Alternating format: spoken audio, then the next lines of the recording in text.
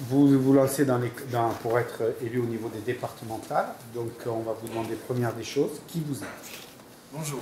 Bonjour, donc je suis Sylvie Bergerot, je suis enseignante au lycée de Saint-Vincent de Tyrosse depuis une vingtaine d'années. J'ai 51 ans, je suis mariée, j'ai 2 enfants. Je suis enseignante donc de sciences économiques et sociales. Je suis militante PS depuis une quinzaine d'années environ, sympathisante depuis beaucoup plus longtemps. Je me suis impliquée au niveau local, j'ai été durant 6 ans membre du CCAS de Saint-Vincent-de-Tyrosse. J'ai participé aussi à d'autres associations en tant que parent, dans le cadre d'activités sportives de mes filles, au handball en particulier, pendant de très nombreuses années à l'UST Handball à Saint-Vincent-de-Tyrosse. Je me suis impliquée aussi au niveau plutôt caritatif, soutien en fait de projets dans le cadre soit éducatif, en direction des pays du tiers-monde, ou en voie de développement on va dire, plus exactement, Burkina Faso en particulier. Voilà. Jean-Luc Delpuech, je suis le maire de la Benne, mais avant de me présenter, je dois dire que nous sommes 4. Noël Brune n'est pas là aujourd'hui, c'est la directrice de la faculté de sciences, le canton à côté ou le département à côté de Bayonne, et Loulou Galdos qui est adjoint au maire bien connu de Cabreton. Voilà. Moi je suis Jean-Luc Delpuech, donc et maire de la Benne depuis 2001. J'ai dans quelques semaines droit à la retraite, donc ça va me laisser un petit peu de temps pour ces départementales, et je suis également au PS depuis 2006 et j'ai envie évidemment de m'impliquer dans la vie locale et au niveau départemental pour défendre ce canton. Nous sommes ici d'ailleurs en pleine ruralité, nous sommes ici à Saint-Martin-de-Hens. Nous regardons partir des vaches vers le salon de l'agriculture et des taureaux. Donc justement, quel est le programme que vous proposez pour les 6 ans à venir? Le programme que nous proposons, il part déjà du bilan du Conseil général d'aujourd'hui, que tout le monde connaît. On aime bien vivre dans les Landes pour plusieurs raisons. C'est qu'on s'y sent bien, parce qu'il y a une vraie politique sociale, une politique de solidarité dans les Landes. Et à partir de ce bilan, nous avons l'intention de traduire cela au niveau le plus près des citoyens, c'est-à-dire nous allons dans le canton, dans chacune des communes, porter les projets de chacune des communes, mais également écouter les citoyens, voir ce qu'ils ont à nous dire. Et on a l'intention, durant le prochain mandat, d'introduire de la démocratie participative dans la démocratie représentative que nous sommes ici aujourd'hui et demain, je l'espère.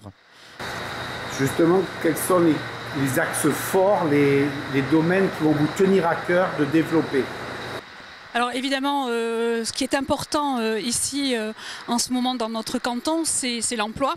Donc développer des activités économiques innovantes, faire en sorte que notre territoire soit un territoire d'avenir.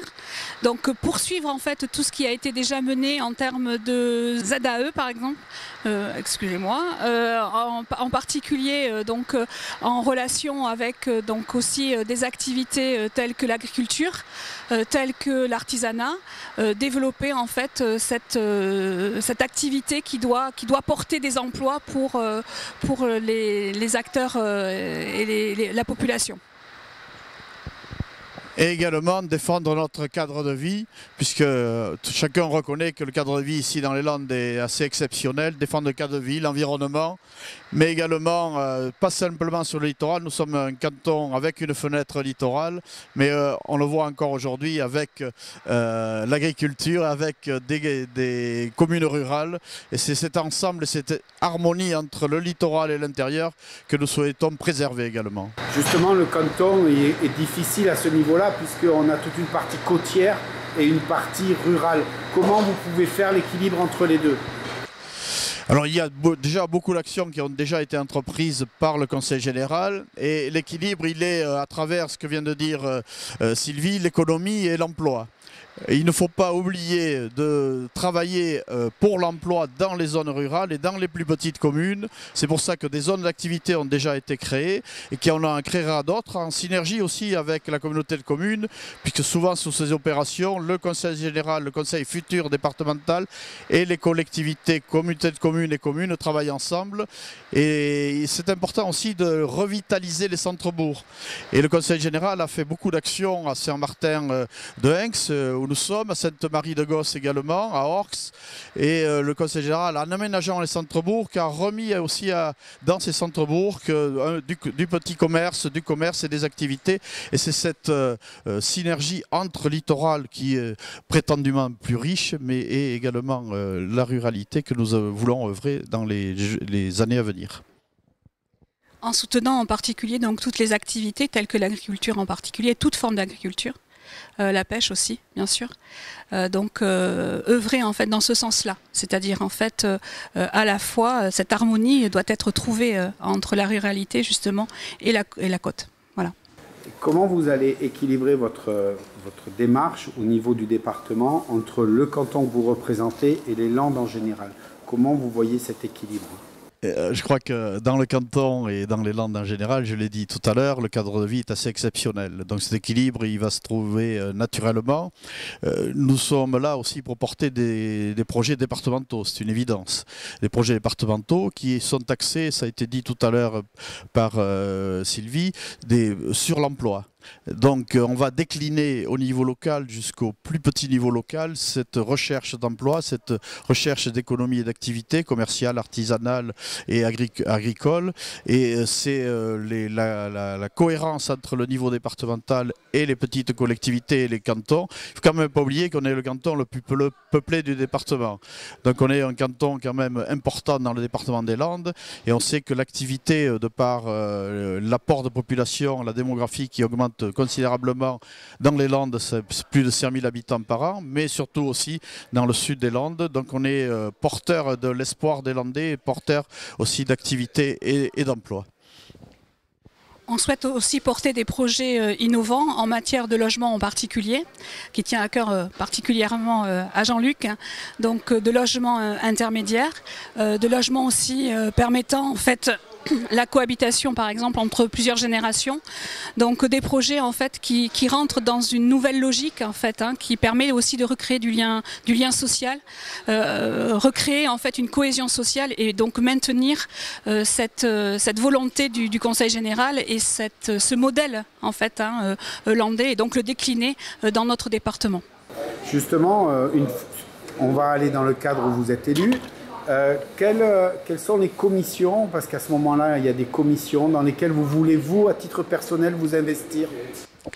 Moi, à titre personnel, il y a 3 commissions ou 4 commissions qui m'intéresseraient grandement. Le développement économique, un élément très important parce qu'effectivement, c'est une priorité, l'emploi. Ensuite, bien sûr, l'éducation. Je suis enseignante et je pense qu'il y a des choses à faire encore en matière d'éducation et au niveau de notre canton en particulier. Voilà.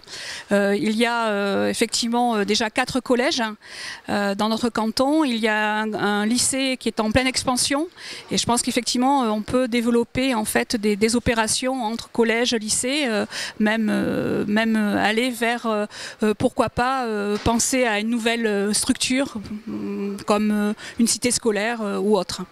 Ensuite il y a les affaires sociales aussi qui m'intéresseraient et l'environnement. Voilà. Comme vous le savez, je suis chargé à la communauté de communes de l'aménagement du territoire, du SCOT, de l'urbanisme. Dans tout cet aspect-là, professionnellement et intellectuellement m'intéresse. Donc je souhaiterais porter à la fois mon expérience mais aussi des idées nouvelles en matière d'aménagement du territoire.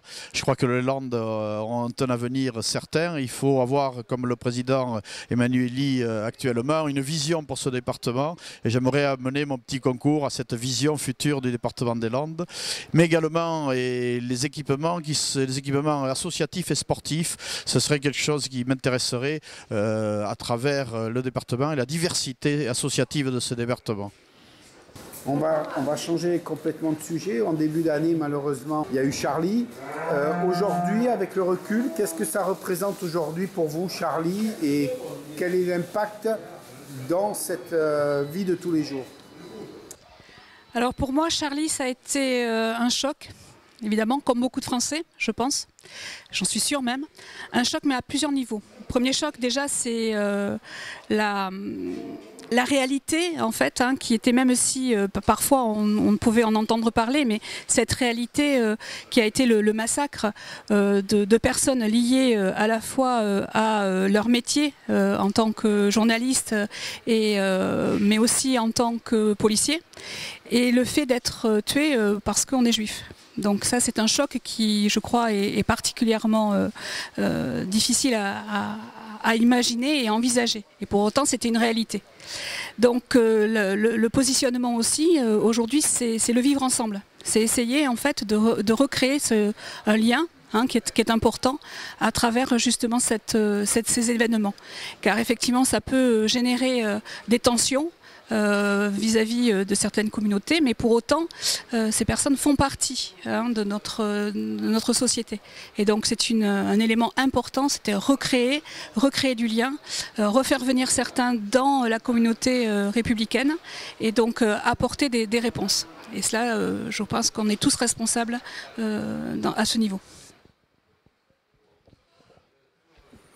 Juste pour compléter, d'abord et surtout, Charlie a été un drame terrible pour les familles, pour tous ceux qui ont souffert de ces attentats horribles. Mais c'est aussi un espoir pour l'avenir. C'est un espoir, la France, dans ses heures les plus terribles et les plus difficiles, s'est toujours retrouvée. Les Français se sont toujours retrouvés. Et encore, et cette fois encore, ils se sont retrouvés pour dire des choses de façon simple ou pour se recueillir même. Et je pense qu'il faut bâtir sur cet espoir. Souvent, il m'arrive de dire qu'il faut faire attention parce qu'au quotidien, les petites haines quotidiennes font les grandes pensées racistes et xénophobes, et s'il faut lutter au quotidien, il faut ne rien laisser passer parce que c'est au jour le jour que l'on s'aperçoit qu'il faut bâtir ensemble une société qui sera Charlie, j'espère demain, tous ensemble. On est à 4 semaines des élections. Pour vous, quel est l'enjeu majeur de cette élection ? Pourquoi il faut que les gens aillent voter? L'enjeu majeur de cette élection, c'est avant tout garder le conseil départemental à gauche, pour pouvoir en fait poursuivre et garder ce modèle landais qui est une référence au niveau national, en matière de solidarité, en matière de développement économique, en matière de solidarité aussi territoriale. Hein, donc justement permettre aux petites communes et aux communes rurales d'avoir en fait des services publics au même titre que les grandes villes. Donc ça, je crois que c'est essentiel. Autre chose aussi, c'est le vote est nécessaire face justement à la montée du Front National dans notre canton et dans notre département. C'est une nécessité, il faut que tout le monde se mobilise, parce que le Front National, lui, se mobilisera, donc il faut que toutes les forces de gauche se mobilisent dans cette élection. Et c'est les enjeux, je pense. Ça sera aussi un test pour l'électorat. Il faut absolument que la participation soit la plus importante possible. On nous annonce des chiffres de participation catastrophiques. Ça voudrait dire que ce vote qu'on a gagné par le sang dans l'histoire de la France, certains s'en éloignent. Et ça serait assez dramatique que les gens n'aillent pas voter. Alors, s'il vous plaît, allez voter. Comme il vient d'être dit, les extrêmes seront là, ou l'extrême sera là. Et il faut absolument que les gens se mobilisent. Toutes les voix vont compter. Il faut que nos amis, nos voisins aillent voter parce qu'il y a un enjeu national. Puisque pour la première fois, sur l'ensemble des territoires, tous les cantons sont renouvelés. Donc il y a une connotation politique, même si localement nous sommes connus ou pas connus, appréciés ou pas appréciés. Mais au-delà de ça, il y a une connotation politique importante. Il faut absolument que ce droit de vote, on aille l'exercer, on l'exerce tous ensemble. Et c'est vraiment le message que je voudrais faire passer. Parce qu'on a la chance de vivre dans un pays formidable, démocratique, et il faut exercer cette démocratie, représentative certes. C'est pour ça que dans l'avenir, nous on mettra un petit peu plus de démocratie participative, c'est mon souhait le plus cher. Je crois qu'elle voulait dire encore autre chose. Je crois que ce qui est important aussi, c'est qu'il faut bien comprendre le mode de scrutin. Puisqu'effectivement, seulement 2 candidats ou 2 binômes resteront à partir du moment où il faudra qu'ils obtiennent 12,5% d'inscrits. Donc il faut penser à ça. Et donc en fait bien réfléchir dès le premier tour et non pas dire on verra au deuxième tour. Donc premier tour est important. Si les citoyens landais du canton veulent qu'il y ait une force de gauche en présence au second tour, il ne faut pas disperser les voix. Un dernier mot. Dites ce que vous avez envie pour convaincre qu'on aille voter pour vous. Écoutez, moi, je vais pas parler en mon nom, mais nous sommes complémentaires. Je suis peut-être le plus connu encore que Loulou Galdos, est très connu sur Cabreton et aux alentours et dans le milieu du rugby en général à Tyros, comme moi j'ai pu l'être, mais à travers l'école de rugby. Le souhait, c'est qu'on garde ce dynamisme landais. Tout le monde est fier des Landes, tout le monde aime vivre dans ce département. Et très honnêtement, c'est un peu et beaucoup grâce au Conseil général. Pour moi, si je me suis engagée dans cette élection, c'est parce que c'était le Conseil général, parce que c'était ces compétences-là, parce que c'était aussi M. Emmanueli qui était président et qui sera président si nous gagnons. C'est une nécessité, je crois, avant tout, par rapport en fait à l'ensemble des compétences du Conseil général et départemental, donc maintenant, pour justement que chacun puisse avoir une amélioration de son quotidien. Le Conseil départemental a des compétences qui sont de tous les jours, on va dire, voilà, et qui permet en fait à la population vulnérable d'être protégée, tout en essayant en fait de développer, de dynamiser en fait ce secteur et de faire que ce territoire soit un territoire aussi d'avenir. Voilà. Donc c'est ça en fait qui m'a motivée à m'engager. Avant tout, je ne suis pas élue. Voilà, je suis issue de la société civile, voilà, de nouvelles têtes. Je suis une nouvelle tête, voilà, un renouvellement. Je suis une femme, donc comme la loi l'a imposé, on va dire, voilà, l'a amené, j'allais dire à l'amener plutôt, voilà. Donc nous sommes 4, effectivement, nous sommes complémentaires. Nous sommes par contre sur des mêmes valeurs. Hein, les mêmes valeurs, exactement les mêmes valeurs. Nous avons les mêmes espoirs et nous avons en fait la même volonté, en particulier de cette participation nécessaire du citoyen dans la grande majorité des décisions. Donc cette démocratie participative au sein de la démocratie représentative, elle est essentielle et c'est ce que nous porterons essentiellement et nous essaierons d'être le plus proche des citoyens et surtout d'être présents.